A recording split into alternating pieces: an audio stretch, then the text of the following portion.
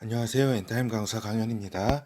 오늘 엔더타임 포커스 39강은 이제 반미 친중국 연대 형성의 이제 구체화에 대해서 같이 살펴보도록 하겠습니다. 먼저 2022년 대통령 브라질 대통령 선거에서 이제 노동자당 룰라가 이제 승리를 했습니다. 그래서 우파의 보소나루의 그 전 대통령이 이제 패배를 했죠. 그때 그래서 이제 룰라가 이제 그 브라질의 이제 그 정권을 잡았는데 이제 브라질 대통령이 이제 중국을 방문했다. 그것이 23년 4월 4월 12일의 일이다라고 하는 겁니다. 그러니까 이제 지난달에 이제 그 중국과 이제 브라질이 이제 연대하는 모습을 보이게 되었다라고 하는 겁니다. 그 룰라가 이제 발언한 발언 가운데 굉장히 이제 달러가 왜 세계를 지배하나라고 하는 이제 큰 어떻게 보면은 어떠한 나라도 쉽게 입에 그렇게 올릴 수 없는 이제 강력한 이러한 이제 반미 이제 반달러 이렇게 그 발언을 하게 된 거죠. 그렇죠. 그렇게 되었고, 이제 신개발은행이라고 있습니다. 이것이 이제 그 2015년에 이제 설립한 국제금융기관인데, 이제 브라질과 러시아, 인도, 중국, 아프리카 공화국, 그러니까 여기 브릭스라고 할 수가 있겠죠.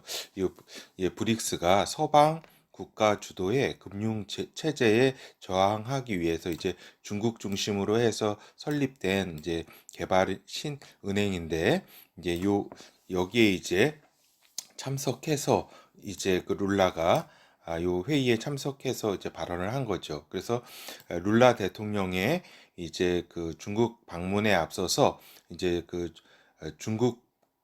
중국과 브라질은 수출입 결제와 금융 거래에서 달러화 대신에 자국 통화인 이제 위안화와 그러니까 중국의 위안화와 이제 브라질의 헤알화를 쓰기로 이제 합의를 했다라고 하는 겁니다. 그러니까 이제 지금 이제 브라질이 이제 그, 그 미국의 달러 패권에 이제 그 도전하는데 이제 중국과 연대를 하기 시작했다라고 하는 겁니다. 그런데 이러한 이제 단순히 이러한 이제 경제 질서에 대한 이제 그 반미뿐만 아니라 이제 반미 친중국 연대라고 하는 큰 그림 속에 이제 브라질이 이제 같이 이렇게 참여하게 됐다는 것을 이렇게 의미하는 것입니다. 그렇죠.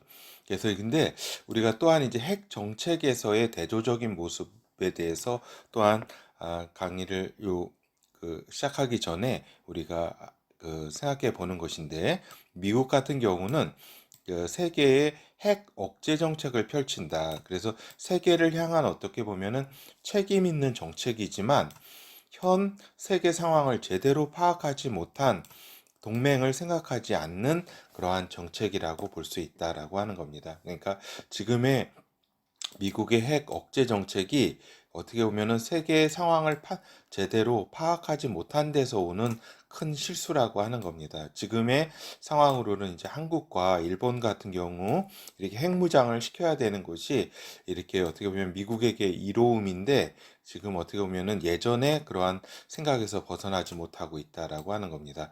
이제 반면에 이제 중국 같은 경우는 이제 미국과의 대결을 위해서 적극적으로 핵 확장 정책을 펼친다. 핵 확산 정책을 이제 펼치게 될 것이다라고 하는 겁니다. 펼치고 있고. 그래서 이란과 북한이 그 예이며. 그래서 어떻게 보면은 북한의 핵은 사실은 중국의 핵이라고 보는 것이 이렇게 맞다라고 하는 겁니다. 이 북한의 핵 개발 과정에서 이렇게 도움은 물론 결국에는 북한이 혼자 핵을 쓸 수 있는 게 아니라 중국의 그렇게 어떻게 보면 컨펌을 받아야 되는 그런 입장이고 그러니까 사실상 중국 핵이라고 볼 수 있다라고 하는 겁니다. 그렇죠. 지금의 이제 중국과 미국의 이렇게 그 패권 대결 구도에 있어서 이제 북한의 핵은 중국의 어떤 하나의 그 전략적인 자산이라고 보는 것이 맞는 것이다라고 하는 것이고 이러할 때에 이제 브라질에게 이제 곧 이제 여러 핵 기술이 제공될 가능성이 크다라고 이제 그 강사는 보고 있다라고 하는 겁니다. 이것이 오늘 그 강의의 핵이라고 볼 수 있겠습니다. 무슨 근거가 있어서 얘기하는 것이 아니라 그 지금의 어떤 시점에 있어서 브라질이 핵을 그 습득하는 거는 하나 어떻게 보면은 이 마지막 때를 질주하기 위한 하나의 그 저기다 흐름이라고 볼 수 있는 그런 그제 감이라고 할 수가 있겠죠. 어떤 구체적인 어떤 증거는 없다라고 말씀을 드릴 수 있겠습니다. 하여튼 이렇게 그 저기죠. 잠시만요. 이렇게 만났다라고 하는 겁니다. 그러니까 시진핑과 룰라 대통령이 만나서 이제 그 하나의 연대, 그 반미 친중국 연대를 이제 같이 참여하게 된 것이다라고 할 수가 있겠습니다. 그래서 이제 반미 친중국 연대의 어떤 구상과 확장에 대해서 이렇게 본다면 이제 기존에 있었던 상하이 협력 그룹, 그 다음에 브릭스 국가, 아까 방금 말씀드린 것처럼 이렇게 다섯 나라 이렇게 그 어떻게 보면은 자원과 인구 대국인 요 다섯 나라의 어떤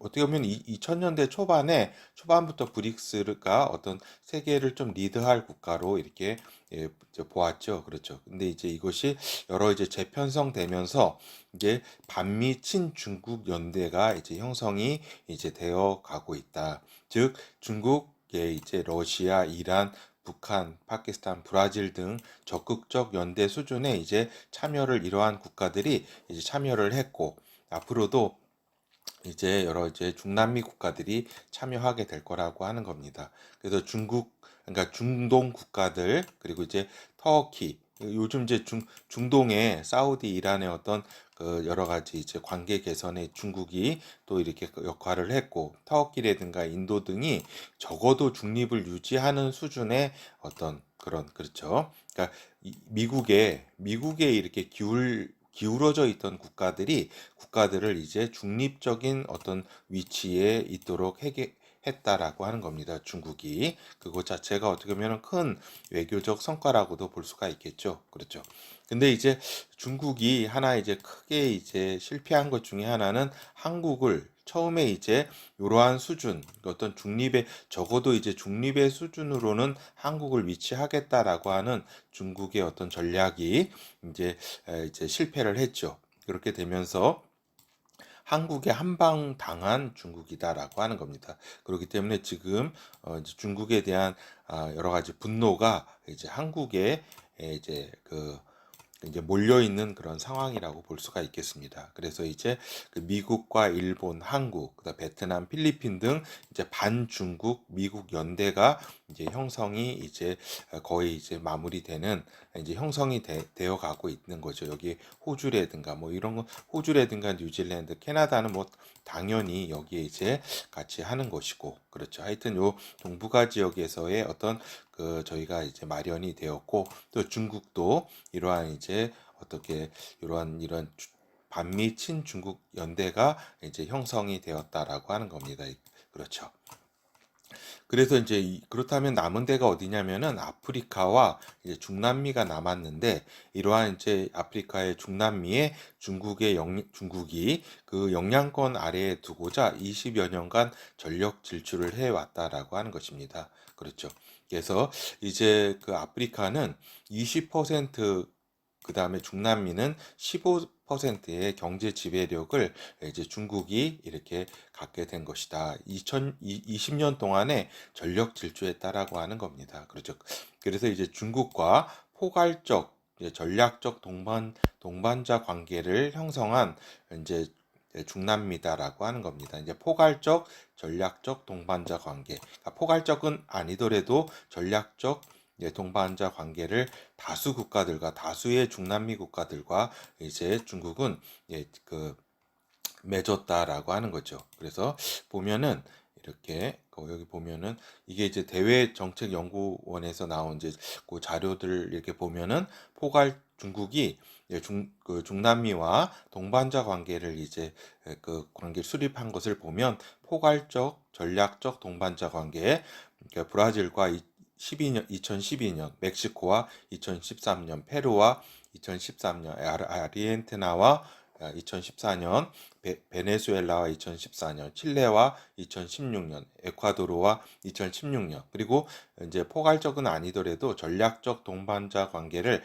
코스타리카와 15년 우루과이와 2016년 볼리비아와 2018년에 이렇게 그, 그 관계를 형성했다라고 하는 거죠. 그렇죠. 그래서 보면은 이렇게 그렇죠. 이렇게 중국이 굉장히 노력을 했다라고 하는 겁니다. 그런데 이제 그 보면은 그 아프리카의 경우에 있어서는 중립의 입장에 서게 될 것으로 판단이 된다. 그러니까 많이 중국이 이렇게 아프리카에 공을 많이 이렇게 들였지만 그러니까 사라하 이남의 아프리카를 이야기하는 겁니다. 근데 이 아프리카가 기독교화가 상당히 많이 되었다라고 하는 겁니다.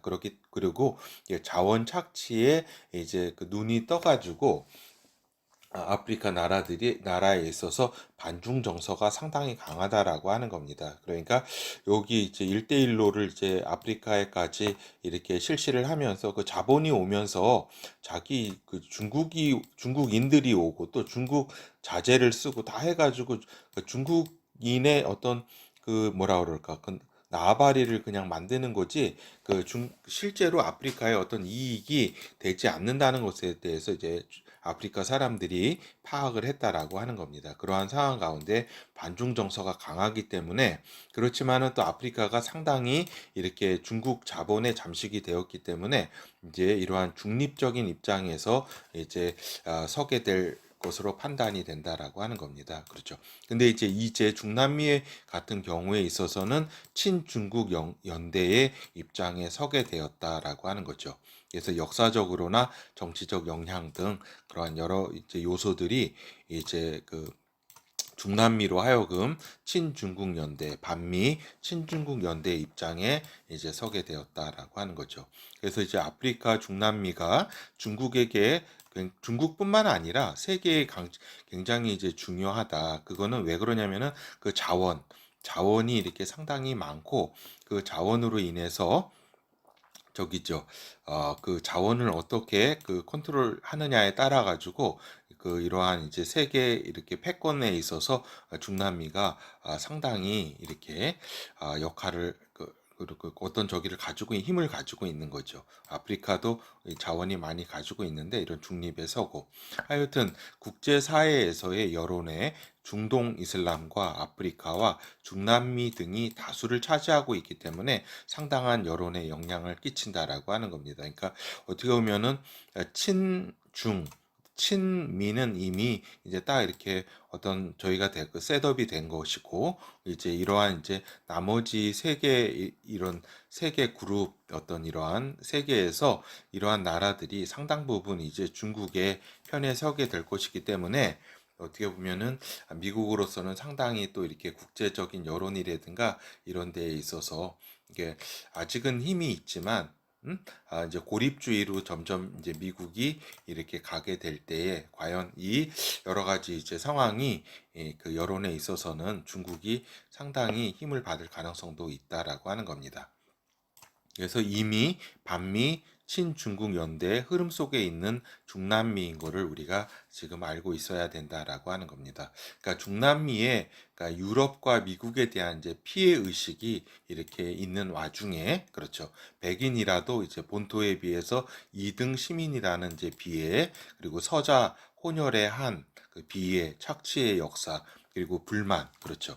그러니까 중남미의 어떤 문화가 어떻게 보면은 굉장히 그러니까 불만을 가진 한을 가진 그러한 이제 그런 저기죠.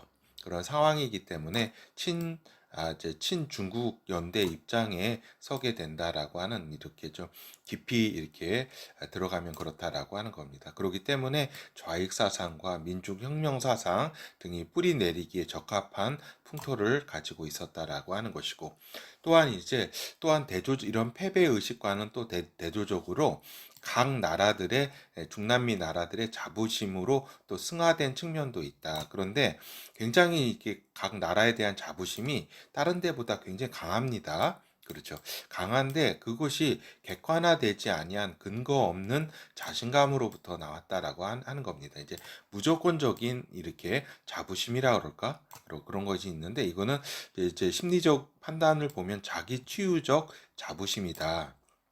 어떻게 보면 근거 없는 낙관주의가 굉장히 팽배한데 이거는 심연으로 들어가게 되면 이제 패배주의 깊은 이제 한과 패배주의를 이제 극복하고자 하는 노력에서 나온 인위적 노력에서 나온 이제 그러한 이제 자부심이라고 판단을 할 수 있다라고 하는 겁니다. 그래서 그렇기 때문에 객관적으로 어떠한 근거 없는 어떤 자부심에 이렇게 문화를 지배하고 있는 것이 기도 하다라는 것을 말씀을 좀 드립니다. 하여튼 중남미는 카톨릭 문화권으로서 이제 어떤 복음적인 입장에서 볼 때는 이제 카톨릭 자체도 복음이 굉장히 희미한데 이러한 이제 그 복음이 상황화 이제 토속화됨으로써 더욱 이제 복음이 희미해졌다라고 하는 겁니다. 이 중남미 지역 사람들이 원래 이런 문화가 기존에 있던 종교적 열정이 상당히 강했습니다. 알겠죠? 여러 가지 이제 인신제사라든가 여러 가지 보면은 굉장히 종교적 열정이 강한데 이것이 이제 변형된 카톨릭 문화로 이제 변형이 되었다라고 하는 것입니다. 알겠죠?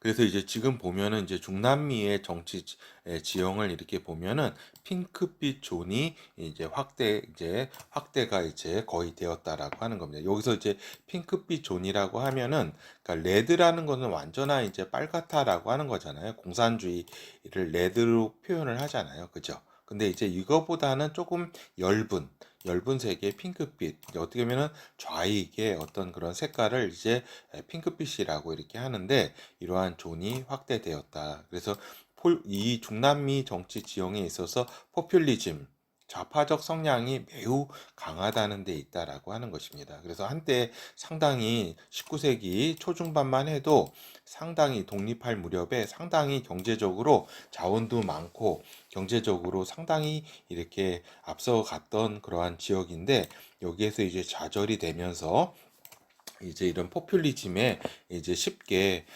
노출이 되는 그런 지역이 되었다라고 하는 거죠. 그래서 보면은 이렇게 여기 그 정치 지형을 보면은 그 여기 저기죠. 이게 이제 그 아직 그 브라질 작년에 브라질 그 대선 전에 어떤 모습이잖아요. 여기 멕시코부터 해가지고 베네수엘라, 니카라과, 콜롬비아, 페르시아, 칠레도 이제 좌파 정권이 서고 아르헨티나 그다음 뭐 볼리비아 그렇죠. 그래서 다 지금 요 그 브라질도 작년 10월 대선에서 룰라가 이겨가지고 여기도 핑크빛이 다 됐어요. 그래가지고 이렇게 보면은 이렇게 중남미가 좌파 정권이 그냥 싹 그냥 좌파 정권이 물론 10년 전에는 또 우파 정권이 한번 휩쓸다가 물론 그 전에는 좌파 정권 그리고 우파 정권이 한번 10년대 초반에 그 휩쓸다가 지금은 다 이렇게 좌파 정권으로 다 이렇게 물들어져 있다라고 하는 것입니다. 그렇죠. 그래서 보면은 이렇게 이러한 상황 가운데 이제 중국 세력과 연대를 하게 되었다라고 하는 것이고 그리고 이제 결국에는 마지막 때 반미 반서구의 입장에 서게 되었다라고 하는 거죠. 그래서 이제 러시아, 중국, 이란, 파키스탄, 중남미 연대의 거대한 그림이 지금 진행 중이다. 라고 하는 것이고 그래서 이번 23년 4월에 이제 브라질은 이제 중국 연대에 동참하게 되는 것이다라고 하는 것이고 이 브라질이 상당히 이제 중요한 나라기 때문에 이제 중남미가 전체적으로 이제 중국 연대에 이제 가담하게 되는 어떻게 보면은 선발대 역할을 하게 되는 거죠. 근데 이 브라질이 굉장히 중요한 게 세계 군사력 지수가 대략 9위에서 10등을 한다. 물론 23년에는 12위로 평가가 이렇게 되어 있지만 이렇게 그 브라질이 이렇게 군사력도 강하고 근데 어떻게 보면 지역 패권 국가인데 이 지역 패권 국가가 이제 친중국 연대에 먼저 가담을 하게 되었다는 것이 이제 다른 중남미 국가들도 이제 이러한 이제 흐름에 동참하게 되는 것이다라고 하는 겁니다. 그래서 멕시코도 지금은 이제 미국이 이렇게 나프타 이후에 그러니까 캐나다와 이제 멕시코와 각각의 이제 경제 협력 이렇게 그 조약을 통해서 미국의 지금의 적극 반대는 하지 않지만 결국 멕시코도 이제 좌파 정권이 들어선 이상 결국 반미의 길을 걷게 될 것으로 보게 된다라고 하는 겁니다. 그래서 이러한 이제 어떻게 보면 아메리카 대륙에 있어서의 미국의 입장은 상당히 곤욕스러운 입장에 처해지게 될 것이라는 것을 이제 말하는 거죠. 그래서 이제 참고로 엔드타임 224강 마지막 때 아메리카 지역에 대해서 이제 간략하게 이렇게 그때 이제 강의를 해놓은 거 있는데 이게 참조하시고 그때는 이제 브라질과 이 멕시코가 이제 두 나라의 길이 어떻게 될 것인가 이것에 따라서 상당히 이제 남미가 브라질과 아니 미국과 직접 대결할 것인가 아니면은 이렇게 자기네들 속에서 어떻게 대략 이렇게 반미를 견제할 것인가 이렇게 봤는데 지금 이제 보면은 이 브라질과 멕시코가 확실히 아직 멕시코는 아직 확실히 그런 요 반미의 길은 이제 아직은 아니지만 브라질은 확실히 이제 중국 연대에 동참했다라고 하는 것이 요때 이제 시점하고는 이제 좀 진전된 거라고 할 수가 있겠죠.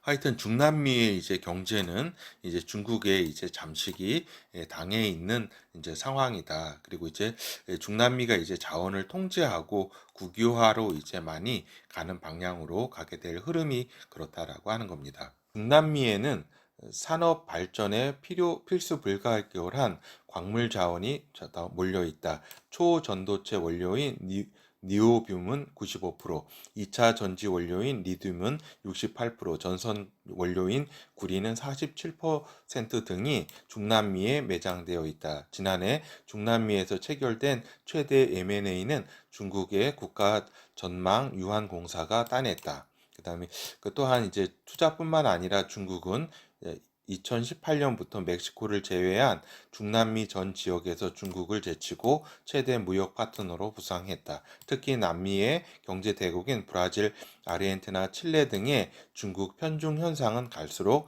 심해지고 있다. 예, 이러한 게 시사 저널의 이제 자료라고 할 수 있겠습니다.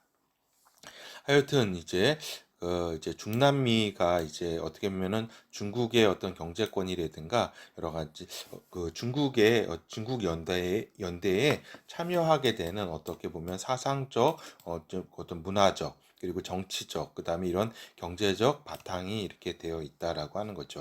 그래서 이제 또한 이제 중남미는 이제 치안 이제 불안이 이제 되는 것이다. 그래서 결국에는 정치적 불안정과 파탄에 가까운 경제적 상황들이 연출이 되면서 이제 미국으로 이제 올라가 이제 그러한 이제 마지막 때에 있어서는 미국을 작살내는 그러한 상황 혼란스럽게 하는 그런 상황이 이렇게 역할하게 될 것이고 또 이제 중국이 중남미를 바탕으로 해서 이제 미국으로 마약을 공급하는 그러한 루트로 활용되고 있다라고 하는 겁니다. 그러니까 어떻게 보면은 중국이 미국을 망가뜨리기 위해서 마약의 어떤 이런 저기죠. 매우 활용되고 있어서 이것이 어느 정도 미국에 상당히 지금 PC 좌파의 어떤 그런 미국의 국내적인 어떤 흐름과 또 마약 공급이 이렇게 계속됨으로써 이것이 중국의 어떤 중국이 자신이 망했던 마약으로부터 이제 저희가 청나라가 망했잖아요. 그런 것을 어떻게 보면은 또 활용을 하고 있다라고 볼 수 있겠습니다. 하여튼 이러한 가운데 이제 반미 친중국 연대에 적극적인 이제 브라질에 중국은 이제 핵 기술을 제공할 것으로 예상한다라고 하는 겁니다. 그래서 1990년대 초반에 냉전 종식과 함께 핵 개발을 이제 브라질이 포기를 했었고 이때 이제 핵 개발은 이제 아르헨티나의 이제 국경 분쟁이라든가 여러 이제 남미 지역의 패권을 갖기 위한 성격이었다. 브라질의 당시에 이제 핵 개발은 그런데 이제 지금은 어때요? 지금 앞으로 이제 브라질이 이제 중국으로부터 핵 기술을 받게 될 걸로 이제 예상이 되는데 이거는 이제 남미 어떤 지역 패권보다는 반미 그의 이제 어떤 전략의 일환으로서 이제 갖게 되는 것이다라는 것을 알 수가 있겠습니다. 하여튼 이렇게 핵 기술에 대해서 브라질의 그걸 보면은 경수로 기술에 대한